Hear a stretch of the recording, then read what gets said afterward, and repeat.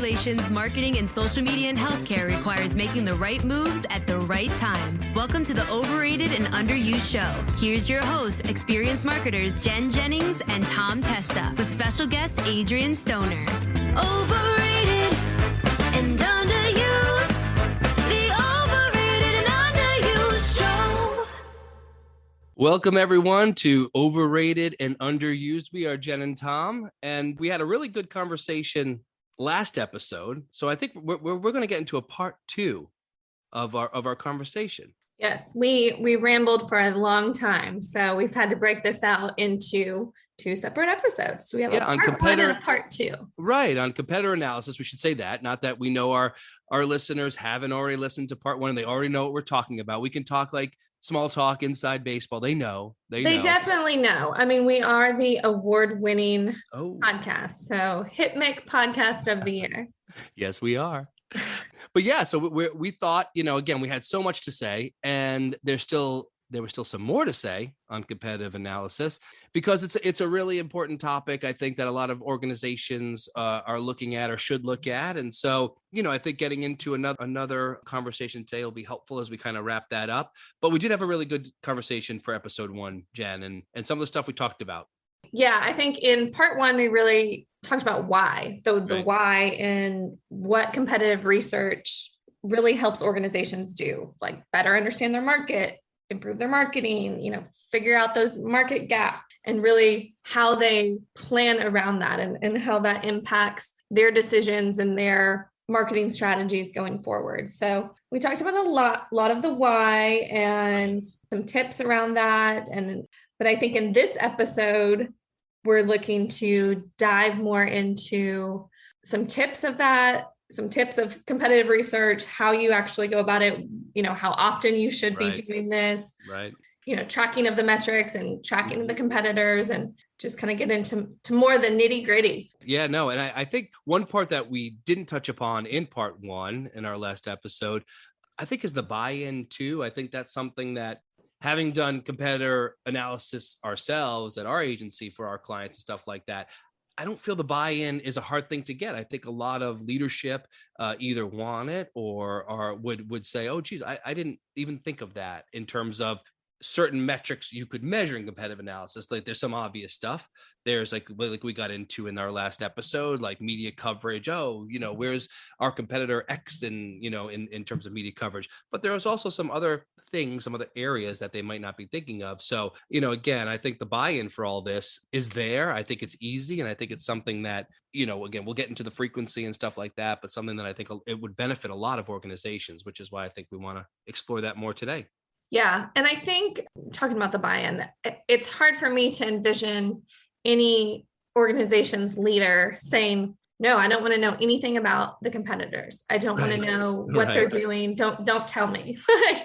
It's hard to see that. But where the buy-in does come in is if you are spending extensive resources or paying for tracking services and those type of things, you have to have some justification for why those are important. So I think on some level, every leader wants to know, whether that's just kind of peripherally or more in depth, everybody wants to know what those in their market are doing. Yeah, absolutely. But it's so true. I think any leader, any executives clearly has their eye in some way, like you said, on their competitor. So again, I think this is helpful. We'll get into frequency. We'll get into some tips, how you do it, all that stuff, resources, i.e. platforms, things like that we've used in the past and that are either free and some are inexpensive, some are more expensive, but there are a lot of resources out there to do this. And depending on what you're looking for when it comes to competitive analysis, there's a lot of old school stuff. There's a lot of, I think, getting your hands dirty too, right? So some of the stuff, you can't just plug everything into a system and push go and it's going to, like some of the stuff is really, it's getting, rolling up your sleeves and exploring websites, exploring, certain aspects of competitor materials and stuff like that. So there's that aspect as well. Yeah, we would love to hope that there was one just machine that plugged everything into and hit a button and everything just spit back out at you. But no, there is some manual thought behind it, but there certainly are tools that can help make the process a little easier or, easier on the research side or the tracking side. Absolutely. I mean, let's dive in. I think you touched on it a little bit. One of the biggest questions I think get when we're discussing competitive analysis is, when should we do this? How often? Is this, kind of a annual effort? Is this something that we just do when we are starting a company, launching a product? Or is it, something that we put resources into daily, weekly, like ongoing? I think that's the key question. And I think the answer isn't going to be the same for any organization, but overall, I would, my stance is that it's definitely not a one-time effort. Agreed. Yeah, no, I think it just depends on, right, your priorities, what you're looking for. Maybe it's part of your overall, you bake this into your overall marketing plan, communications plan. Hey, before we launch this product, or here we are in the healthcare industry, before we attend HIMSS, maybe we want to do a little bit of a competitor analysis to see where some of our competitors stack up as we head towards such a huge event like that. So again, some of the stuff could be baked into your plan where you just say, okay, now it's time. Here we go. Yep. Timeline. Let's do a competitive analysis. But again, frequency, it's up to the individual organization, but I don't think there's a wrong answer, to be honest with you. Yeah. And I think the size of the company, and their competitiveness of their specific specialties or markets, that's kind of what we base our recommendations on, as an agency with organizations. So that'll kind of determine how often we'll run actual reports. But, Sure. For the most part, just speaking from our experience, we have tons of internal spreadsheets and, tracking that we do on behalf of our clients, and looking at their competitors and where they're covered in the media, what reporters are writing about our clients, their competitors, but not our clients. Same thing for social, kind of looking at what influencers are talking about competitors, but not our clients. And, how is their messaging different? Like what ways could we improve, upon our post or frequency or, trends to, if that is something that the end goal is, like if there is a particular influencer or outlet that, is covering competitors, but not us, that's certainly something that we do an ongoing kind of investigation. We put our little FBI hats on and do the research. That's right. Yeah. And one other thing too, that could impact just whether it's frequency or just your competitor analysis as well, that we've also seen. And I don't think we touched upon this in the first episode, part 1, but also the changing competitor landscape, if that's the accurate way to describe it. So I know we've had some clients, you have the competitors and there's like maybe one or two and they're a name and they're sticking, but then there are new competitors, that come onto the scene. There are those who are acquired. There are those who maybe fold up shop. I mean, who knows? So I think also that part as well, it just impacts, I will not say necessarily frequency, but overall competitive analysis. And I think we've seen that with a couple of our clients too, not them per se, but their competitors. Yeah, there are so many mergers and acquisitions happening in the healthcare market that I think identifying and, evaluating your competitors is something that's going to involve, because your competitors, that you have January 1st are undoubtedly going to be very different, come December. So, and then there's the aspect of, looking at, are they direct or indirect competitors? Because there may be indirect competitors that come into play who start offering a similar service who weren't a competitor, or what you thought to be a competitor previously. So I think direct competitors really go after the same customer base you're targeting. And, they sell a very similar product and service. Indirect competitors would be ones that sell something similar, but maybe they target a different audience, or they have, a lot of product service lines and maybe like only one of them competes directly with you. So, they are a competitor, but maybe their market share isn't, they're not as direct of a competitor. Yep. No, that makes a lot of sense too, because you're right. Sometimes even if you're a company that has your product, your technology, your hold on a couple of different markets like provider, payer, maybe your competitors are different, your technology or your footprint in the payer market versus the provider market. Again, I think that's also part of the competitor analysis that we should probably add, is that reevaluate who your competitors actually are. Right. bottom line. So yeah. Yeah. And so, I mean, that does kind of go into the frequency of, often Right. you'll do, I mean, you can do a large competitive analysis annually or semi-annually, whatever it may be. But I do think this isn't really a one-time effort. Right. And I think the ongoing monitoring, really is key to just ensure that you're remaining competitive in healthcare. Like you said, like seeing what people are kind of talking about in real time, allows you to kind of make shifts if you need to. Or, hey, I just saw, so-and-so is attending this event or exhibiting at this event. It's 4 months now. I'm going to check it out. Like you only did the competitive research once a year. You've missed the event. That's right. You have no idea. So it's just, kind of just staying on top of what's happening in the marketplace, and what people are doing through their marketing efforts. Yep. No, I agree with that in terms of, the frequency and, kind of to each their own when they feel is a good time to do it. I also think, and curious what you think on this, but I feel an event or a product launch or, something kind of big and momentumness. Is that even a word? Momentous. That's what I was trying to say, folks. But backtrack. Something big and momentous could warrant a quick little competitive research. So, hey, we're going to HIMSS and we're about to launch a big product. What are some of our competitors look like as we head towards HIMSS? Right. So again, things like that. Or we're about to launch this new product into this virtual care platform. And I'm curious what our competitors have done around this as they've launched. So it might, bump up when you do your analysis. If you, instead of maybe that we usually do it quarterly or biannually, something like that might trigger a competitive analysis.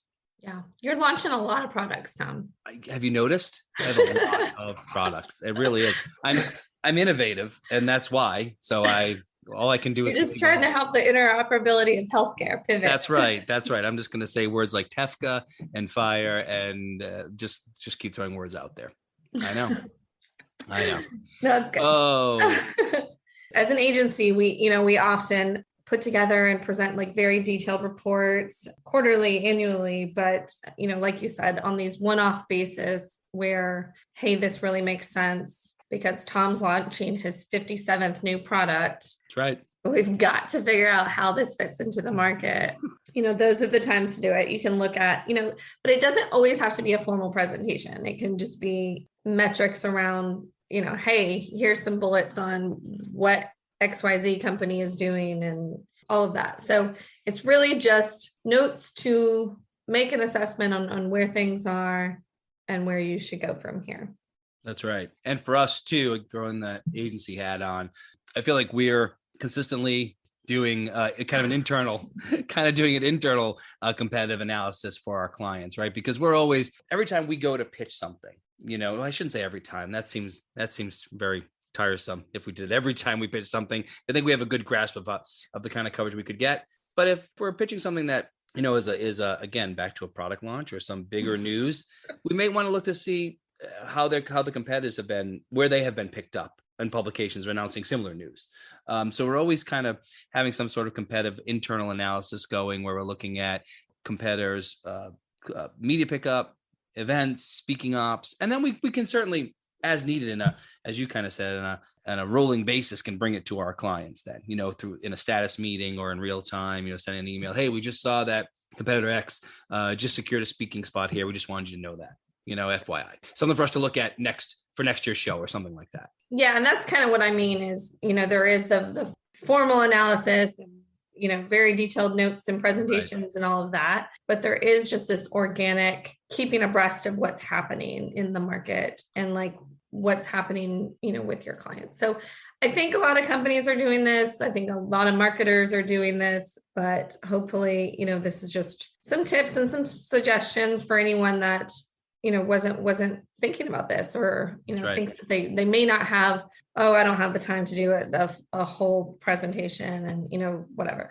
Well, then just look at one aspect, like maybe just piece it out and say, I want to look at like the events that my competitors are attending. So look at that piece. And then, right, maybe when you have more bandwidth, 2 months from now, look at the social aspect and do that comparison. So that's kind of one way to do it if you're strapped for resources or time.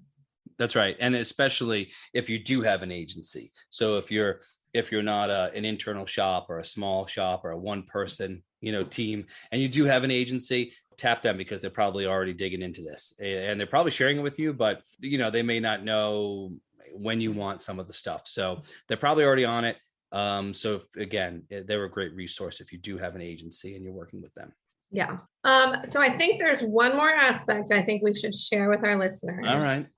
And it's probably your favorite, is how do we track all of this information? Very underused. Tracking. You mean to say it's overrated? No, I think it's underused. Nobody should be tracking anything. No, it's very no. Tom loves organization. We've just been all over the radio airwaves now about competitor analysis, and now we've got to track it. It's the exclamation point, Jen. So no, I'm all for it. It's underused. So how do you do it? Do we go old school? You go old school, do all the research yourself, use Excel, make a little spreadsheet. Sounds exhausting. Remember, I'm the lazy one. I like screenshots. Oh, gosh. You can do all those things. Make charts in a PowerPoint. I think all that's fine. You could do all that. But there's a lot of tools out there on the market that, you could tap into for different aspects of tracking competitors. So this depends on your budget, your willingness to learn, new technologies and all of that. So I can rattle off a few. Don't want to overwhelm listeners, but we can, if that's something you're interested in, you can always, go to the trusty Google and find more information. Right. So spy foo, like kung fu, but spy foo, because we're doing the corporate espionage. Oh gosh, that's right. Cloak and dagger. Yep. Never heard of it actually. So yeah, educate me. Seriously, I haven't. You don't know about Cloak and Dagger? Doesn't that bring you back to your Dungeons and Dragons days? No. Oh wow. Jeez. Okay. Now there. She knows not what she says, everyone. Wow. Tom is wearing a cape right now, guys. It's called a cleric's cloak. Thank you. A cloak. A cloak. Yes. No, Jen, I don't. I was saying I know what Cloak and Daggers. I don't know what spy foo is. That's what. Okay. Well, I'm gonna tell you. So it's a search analytics tool used by Adobe, Microsoft, Salesforce that really just tells you the keywords websites buy on Google. So help you track keywords your competition has bought and look at their rankings and all of that. So Sem Rush. Kind of the same, helps you track. It's I think Tesla, Amazon, Apple, some of those bigger names use that. It's a competitive research tool that helps you track things like SEO, content marketing, social media, pay-per-click. It will help with discovering new competitors for you and help figure out keyword selection and kind of analyze the competitive messaging that they're using in their pay-per-click programs and their content and social media. All right. So SEM Rush, that's that's a step up. That's a little bit more. Yeah. It's a pricier option for sure. So I think it's more in the $100 to $450 a month kind of range, depending on how many keywords you're tracking. Gotcha. Owl letter, like the owl as in the hoo-hoo animal. Letter is for email tracking. It captures, stores, analyzes your competitors' emails. So it'll let you see kind of what is and isn't working for them or what. But that's only $20 a month and you can monitor 10 different sites. Interesting. There's also Moz, which is also another MOZ, another SEO and kind of organic search traffic site. And what runs where? Right. Is for all the advertisers out there. So that will give kind of an accurate picture of all the digital advertising across your industry. So it's customized pricing kind of depending on the size of the organization and your needs. But if you're heavy into digital advertising, that may be something to check out. And then Buzz Sumo. Okay. Like sumo wrestling. Okay. So we're going to wrestle the buzzwords. We're going to wrestle the buzzwords. Gotcha. So this is big for content marketing. Okay. And really helps you evaluate which content performs best and kind of like how yours matches up to the competition. There's some free options for like limited searches, but then the price kind of jumps up from there to $100, $300 a month, kind of depending on your needs. So there's a million tools out there and a million more that I didn't even mention. And plenty probably pop onto the market tomorrow. So just a thought, you can go old school. Yep. Make spreadsheets, track it yourself, or tap into, one or more platforms out there. Because if there's a need, there's a technology to fill it. I have found that out. No kidding. Absolutely. And you're right. Depending on your budget, as you've said, the size of your team, you may use one or the other. You may go old school. You may go new school. You may do a combo of both, because there's some really cool resources and tools that you ran through there that I think, depending on what you're looking to benchmark or evaluate, they've got something for you. So, Wow, look at this. Look at this. I'm exhausted. We haven't even done the research. We're just talked about what seriously. So given all I think we've talked about today, I think it's clear from tactics to the tips to the resources, competitive research. I mean, it's you don't want to say it's essential, but it's a really important aspect to kind of your marketing campaigns and your overall communication initiatives. Would you agree? Yeah. And I think, definitely whether how formal you go in your research process, I think a lot of people are already doing some of this to some level. Yep. But they can get more strategic and more focused in how they're doing it and take steps towards, more formalized process if that's how they would like to do it. Agreed. Clinicians Corner. All right. So let's jump into Clinicians Corner real quick. Love it. Love it. Because I do think there is some differences, for clinicians. I think they're often limited in how much time can be spent on this competitive research. But I do think this becomes, more important in those cases not when you're launching a new product, Tom, but when you're opening a new location, or if you've seen a shift in your patient base, like you're losing patients to, a new location or a competitor, or new services elsewhere. Yep.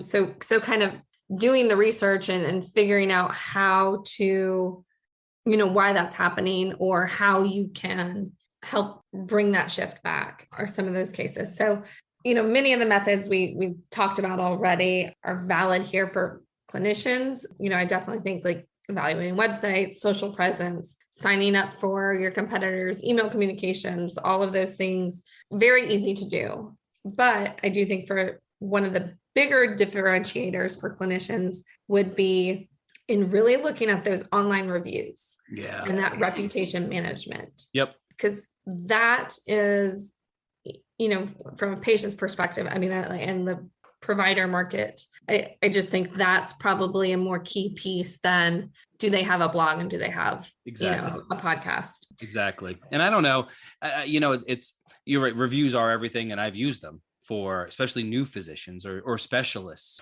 It's the question of how much stock do you put in them? You really got to dig into some of those reviews and see, are they just all kind of grumpy patients? I mean, again, people's care is very important and they should voice their concern if it was bad. But, is it a good blend of reviews? And because it kind of reminds me of the, Rate My Professor from the old school days when you were like looking through your OLO and I'm going to go rate my professor and I had a bad experience and, but still they are helpful. And you're right. The review sites are important because they talk about everything they review you from the moment you walk in to the door sometimes, right?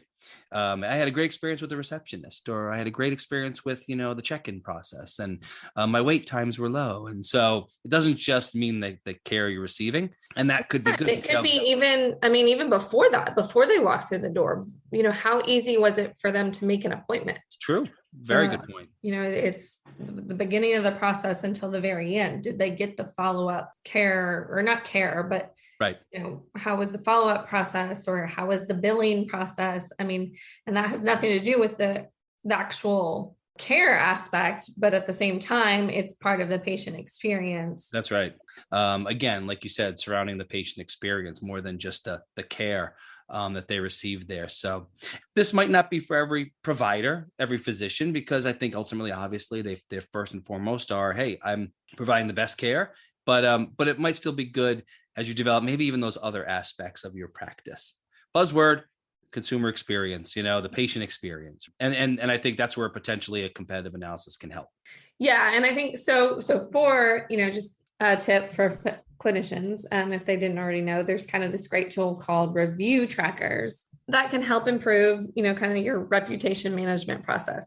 We really pull in, aggregate, manage, compare all the reviews of your competitors, and, also kind of enables you to look at your local SEO strategy. So really just helps you set, clinicians set benchmarks for improvement. And, you can't control the reviews, but you can look at the areas where, like you said, may need to be addressed in the future. Excellent. Another great tip. Great. All right. Well, thanks to our listeners for joining us today for part 2 of this awesome discussion around competitive research. We are sponsored by Anderson Interactive and can be heard weekdays at 10 a.m., 6 p.m., and 2 a.m. Eastern on Healthcare Now Radio. A reminder that we are always looking for brilliant marketers to join us for an upcoming Outside Insights segment. Are you a health IT marketer at a corporation or agency provider that can join us for 10 minutes on a future episode? We would love to hear from you. You can reach us at hello@andersoni, that's the letter I.com, or tweet us at Jen_Jennings, Tom_Testa, or Adrian_Stoner, and follow the hashtag #OverUnderRadio. Thanks for listening to the Overrated and Underused show with your hosts, experienced marketers Jen Jennings and Tom Testa, and special guest Adrian Stoner.